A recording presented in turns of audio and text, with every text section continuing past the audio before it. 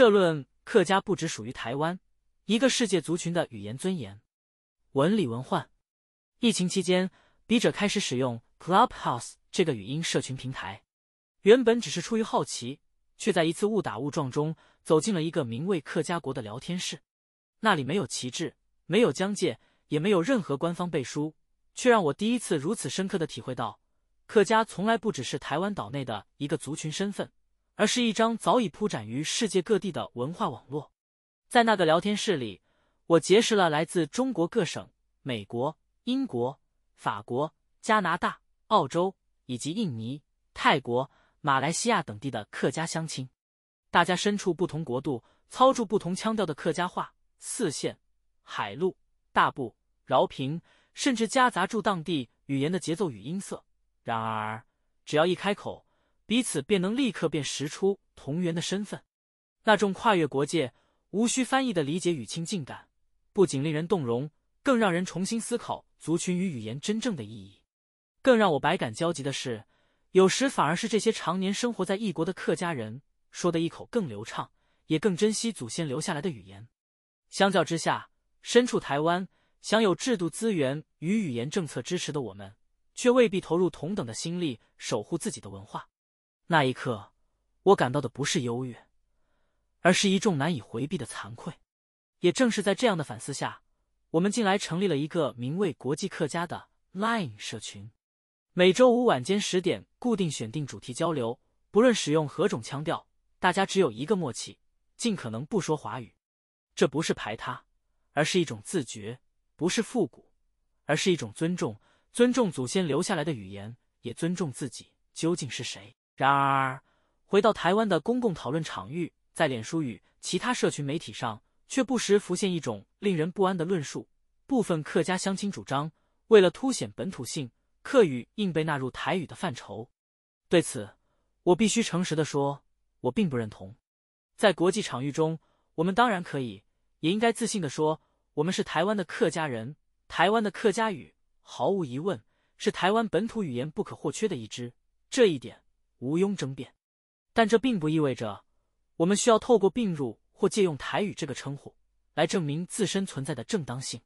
我们所使用的是祖先世代相传、具备清楚名称的客家话，是一种有历史、有文献、有完整文化脉络的语言——客语。它不需要附属于任何更大的语言标签之下，才能被承认其价值。第一，客家不是地方族群，而是跨地域族群。客家人分布于中国大陆、台湾、东南亚、美洲、澳洲，甚至非洲。这是一个因迁徙而形成、因语言而凝聚的族群。客语在不同的区自然演化，产生腔调差异，却始终共享核心结构与文化记忆。从来没有任何一个单一地点能够独占客家2字，也正因如此，客家在本质上就不是地方性的存在，而是一个世界性的族群。第二，语言的尊严来自历史厚度，而非政治标签。客语拥有自身完整的声韵系统、词汇传承与书写记录，也有清楚可考的族群迁徙史。它之所以值得被保存，不是因为是否被纳入某个政治上看似正确的分类，而是因为它本身就是一套成熟而完整的语言。我们不需要靠挂名台语来为客语争取存在的正当性，那样的正当性既脆弱也短暂。第三，将客语收编为台语，表面包容，实质却是降维。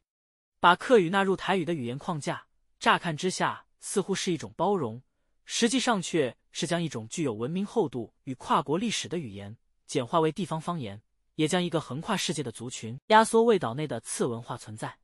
这样的论述不但无助于语言保存，反而会进一步削弱客语的主体性，使年轻世代更加无从理解客语究竟是什么，又为何值得被传承。最后，笔者必须再次强调，这不是反本土，而是拒绝自我矮化。真正成熟而自信的本土化，从来不是透过吞并、模糊或抹平差异来完成，而是在多元之中彼此承认、彼此尊重。客家文化的价值不需要依附于任何更大的标签之下才能成立。真正的格局是能同时站稳在台湾，放眼于世界。客家人可以深深认同这块土地，为台湾的民主、多元与未来贡献心力，同时也清楚知道，我们的语言与文化并不止于岛屿的边界，而是横跨世代与国界的文明传承。我们是台湾的客家人，但我们的语言与文化不止于台湾，客家应是国际客家，不需附庸，更无需自家矮化。